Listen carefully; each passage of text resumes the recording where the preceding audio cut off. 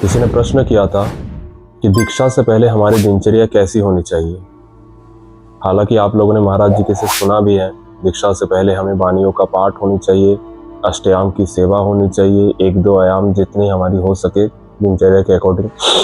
दूसरा 84 जी का पाठ, राधा सुधाने जी के पाठ, नित्य पाठ, ये सब होनी चाहिए। और तीसरा, जब भी हमें समय मिले वृंदावन धाम की ओर आनी चाहिए। जैसे महाराज जी नियम रखते हैं 2-3 महीने के अंदर वृंदावन में आनी चाहिए और आप जो हमारे हैं आपका दर्शन देना चाहिए। पर आज उस नियमों की बात नहीं करेंगे।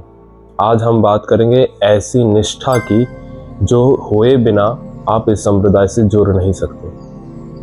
जहाँ पर आप जुड़ रहे हैं वहाँ कैसी निष्ठा है, कैसी आराधना है, कैसी भाव है, वो उस मूड को जानना और उस मूड पे आना दीक्षा से पहले बहुत ज़रूरी होते हैं। हमारे हित सखी हित सजनीजों ने हित 84 जी, राधा सुधाने जी, इन सभी पदों में श्री प्रिया प्रीतम की नित्य लीला का गायन किया है, निकुंज लीला का गायन किया है। उन्होंने कोई भी सिद्धांत का गायन नहीं किया। हालांकि स्फुट वाणी में थोड़ा सा सिद्धांत तो दिखता है पर एलाबोरेटली कुछ नहीं है। कोई भी इमारत आप जब देखते हैं उसका जो सुंदर ढांचा है, सुंदर जो रूप है, वो उसके नींव के ईंट पर टिकी हुई है। अगर उसके ऊपर जो ढांचा बनते हैं उसी की प्रशंसा होती है और उसी की सुंदरता का बखान होता है। कोई नींव की ईंट का बखान नहीं करता, पर नींव की ईंट के बिना बाहरी सुंदरता टिक ही नहीं सकता। उसी तरह से हित जो महाराज का सिद्धांत है, इस संप्रदाय की जो सिद्धांत है, श्री सेवक जी महाराज अपने सेवक वाणी में और श्री ध्रुवदास जी महाराज अपने 42 लीला में पदों का गायन किया है। आज श्री ध्रुवदास जी महाराज की सिद्धांत वाणी 42 लीला के अंतर्गत जो मन शिक्षा लीला है उसका गायन करेंगे। इस पदों से आप जानेंगे क्या है हमारी रसरीति और हमारे लिए कौन सा टर्म्स एंड कंडीशंस फॉलो करना चाहिए जिससे इस रसरीति में हम रुके रहें और समय के साथ साथ ये बढ़े। अतः श्री मन शिक्षा लीला प्रारंभ।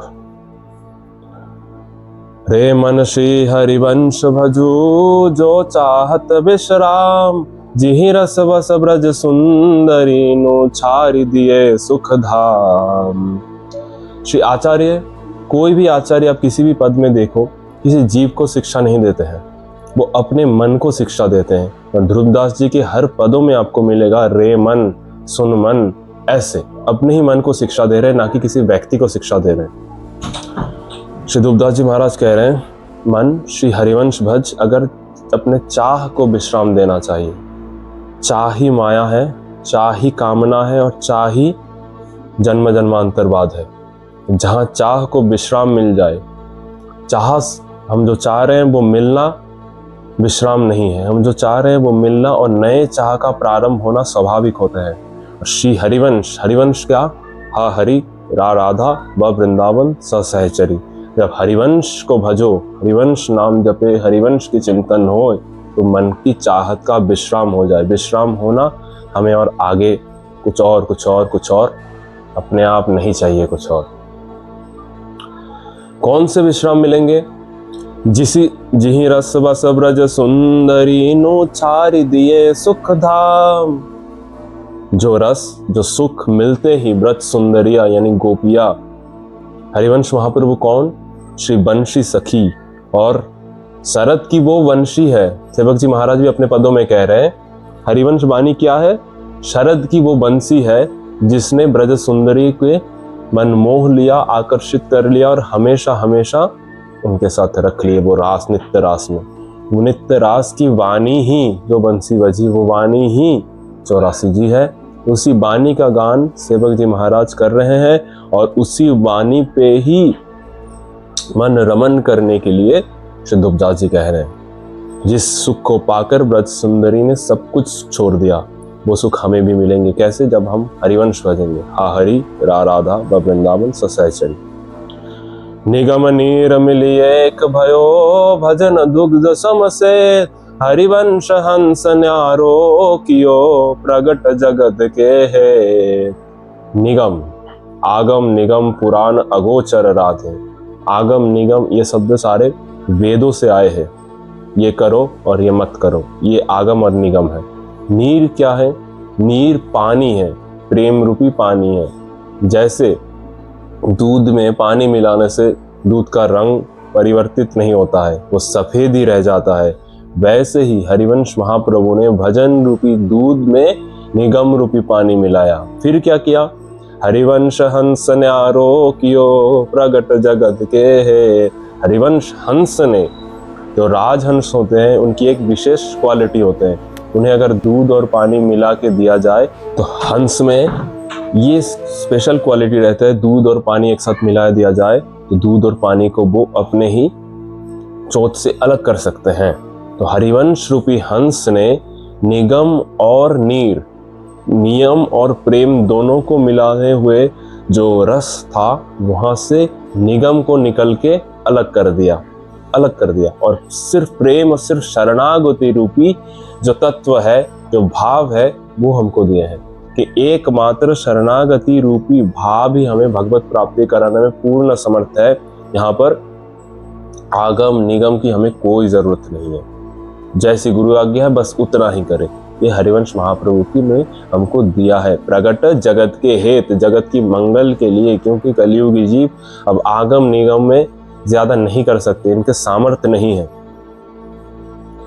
एक सोच मन में रहो आरु आवत जियलाद, अद्भुत मानुष देह धरी कियो न कछुओ का।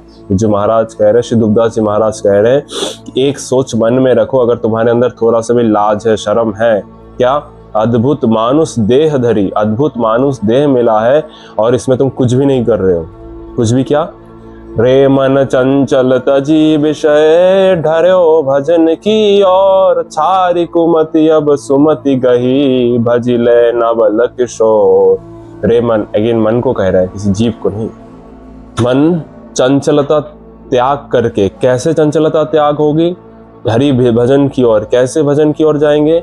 छारी कुमति अब सुमति गही भजी नवल किशोर। जब भी हम नवल किशोर की भजन की ओर चलेंगे, अपने आप मन चंचलता त्याग देंगे, अपने आप वो भजन की ओर चलेंगे, अपने आप कुमति से सुमति भरेंगे। इसलिए ध्रुवदास जी महाराज अपने ही मन को शासन करते हुए कह रहे, हे मन चंचलता बहुत हुआ, अब छोड़ो, अब कुमति छोड़ो, सुमति की ओर चलो, श्री नवल किशोर की ओर चलो। अब लगी मन की हो सोई, जो जो कहो त मोही, अब तू मेरो कहो करी, जुगल चरण छवि जो ही। श्री दुबदास जी महाराज अपने ही मन को कह रहे हैं, साधक अपने मन को कहे, अब लगी मन की हो सोई, अब तुम्हें और क्या चाहिए? जो जो कहो ते मोही, तुमने जो जो कहा हमने वो सो किया, फिर भी तुम मेरा ना सुना, कभी मुझसे संतुष्ट ना हुए कभी। अब तू मेरो कहो करी, अब मैं जो कह रहा हूं वो करो। जुगल चरण छवि जो ही, जुगल चरणारविंद की छवि मन में धरो। मन गज तज के विषय मग, चलहु भजन रस माही, श्री राधा वल्लभ लाल बिनु तेरो को नाही। मन गज, हे मन, गज रूपी तू मत हस्ती है, एलिफेंट है, अब तू विषय त्याग कर, विषय त्याग कर और भजन रस में डूब। क्यों भजन रस में डूब? क्यों? श्री राधा वल्लभ लाल बिनु तेरो को नाही। हम जो समझते ये हमारे वो हमारे, अब मन को कह रहे हैं श्री दुबदास जी महाराज, श्री राधा वल्लभ लाल बिना तेरा और कोई दूसरा नहीं है। अब तू समझ जाए, साधक ये समझे, हमारे श्री राधा वल्लभ लाल बिना कोई और नहीं है।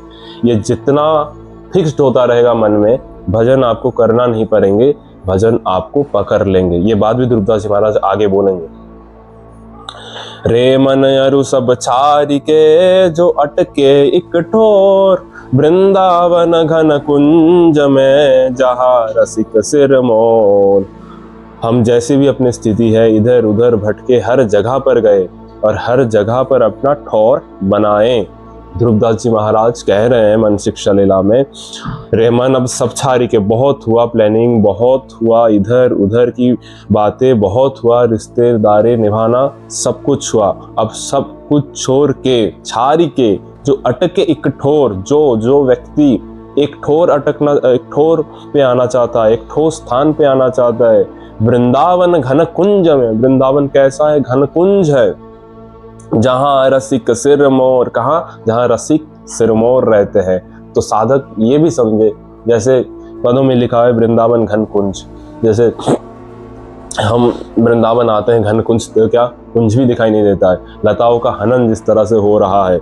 बट यहाँ पर से ध्रुवदास जी महाराज कह रहे हैं घन कुंज, वृंदावन घन कुंज, मन में भी एक वृंदावन है, उसमें जहाँ नवल किशोर बैठा हुआ है, रसिक सिरमौर है, हम उनको ढूंढे।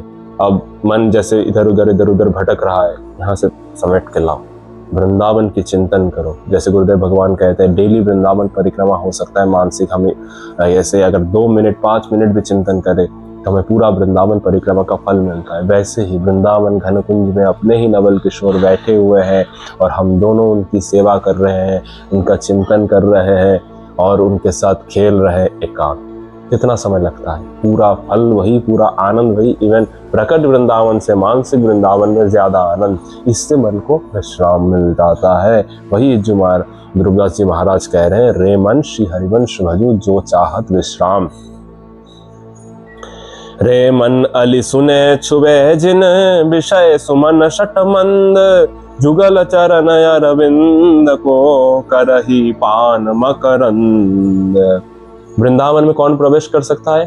कोई पुरुष नहीं, स्त्री देह ही, गोपी देह ही, सहचरी देह ही वृंदावन में प्रवेश कर सकते हैं। इसलिए ध्रुवदास जी महाराज अपने मन को कह रहे अली, अली यानी सखी, अली यानी गोपी, सुने छुबे जिन, अगर तेरे को मेरी बात छुभ रहा है तो सुन अच्छी तरह से। विषय सुमन शठ मंद, विषय जो बहुत सुंदर लगता है वो शठ है। शठ यानी द स्ट्रॉन्गेस्ट चीटर। शठ को ऐसे कैसे समझ सकते हैं, जो चीटिंग प्रोफेसी में बहुत ज्यादा माहिर है, किसी को भी ठग सकता है, वो शठ है। शठ मंद, बहुत मंद है, बहुत शठ है, ठगी प्रवृत्ति के है मन। जुगल चरण अरविंद को, अरविंद यानी लोटस को कहते हैं। जुगल चरण रूपी जो 2 लोटस है उनका ही मकरंद पान कर, जैसे भंवरा फूलों का पराग लेते लेते लेते लेते उसी में ही समेट जाता है। जैसे महाराज जी कहते हैं भंवरा हर कोई भी फूल में जाता है, रस लेता है और इधर उधर रस लेता रहता है। जब वो लोटस में आके बैठता है, वो रस लेते लेते सुबह से शाम हो जाता है, रस में डूब ही जाता है। और लोटस का एक प्रवृत्ति है, सनलाइट जब भी लोटस में पड़ते हैं तो लोटस खिलते हैं, और सनलाइट जैसे सूर्य अस्त होने का टाइम आ गया, लोटस अपने आप मुरझा जाते हैं या फिर बंद हो जाते हैं इनका मुंह। वो भंवरा उधर ही रह जाता है, उनको काट के, सुंदर कोमल पंखुड़ियों को काट के बाहर निकलने की क्षमता नहीं रह जाता है उस भ्रमण में। तो उसी तरह से हम जुगल चरणारविंद की, लोटस रूपी जो चरणारविंद है उनकी ध्यान करें, और उनकी ध्यान में अगर हमारा ही मन मगन हो जाए, इस मन को कंट्रोल करना नहीं होता है।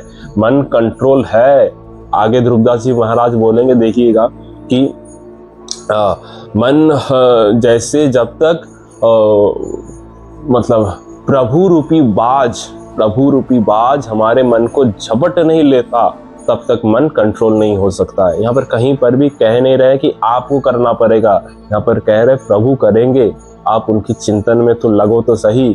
कितने आनंद की बात है।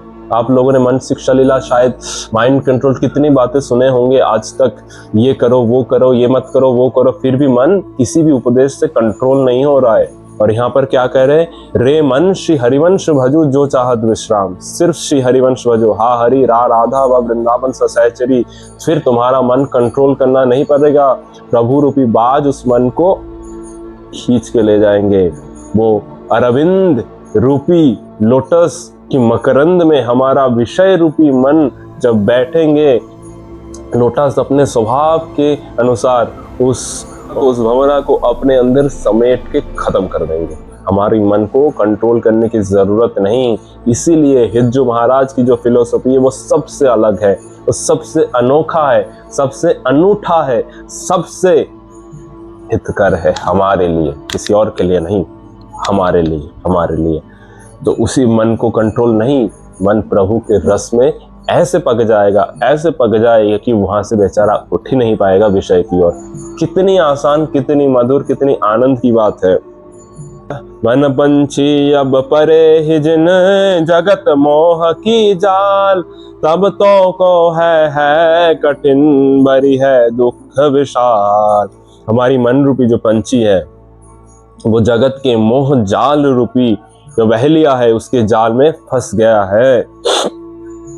तब तक है कठिन, तब तक है कठिन भरी है दुख विशाल। जब तक मोह जाल में, यानी हमारे ये, हमारे वो, हमारे तुम, हमारे संपत्ति इस मोह जाल में फंसे हैं, तब तक हमें दुख मिलना तय है, कोई बचा नहीं सकता, चाहे कितना कुछ साधन भजन आप कर लो।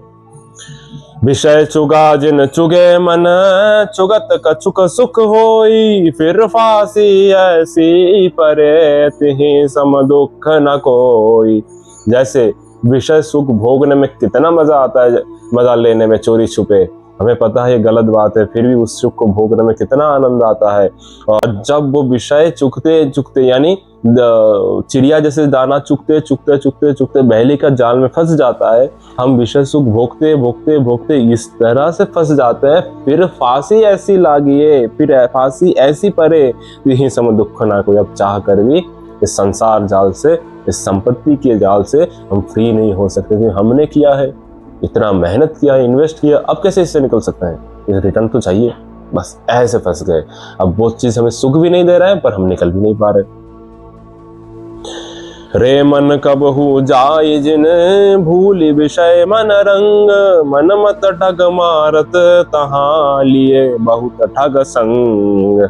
रे मन कबहू जाय जिन भूली विषय मन रंग, हम ऐसे विषय में, विषय रूपी रंग में अपना मन भूल चुके हैं, अपने मन की स्थिति इस तरह से भूल चुके हैं। मन मत ठग मारत, हमने पहले शब्द पाया ठग, शठ, जो शठ है वो चीटर का एक ठोस शब्द है। वो क्या कह रहे हैं, मन मत, और मन की कामनाओं में इस तरह से मंथन हो रहा है, हम लोगों का चिंतन हो रहा है। ठग मारत तहाँ, ऐसे ठगों को हम ले के चल रहे हैं। काम, क्रोध, लोभ, मोह, मद, मात्सर्य, सारे ठग मन के अंडर में है और मन उनका राजा है।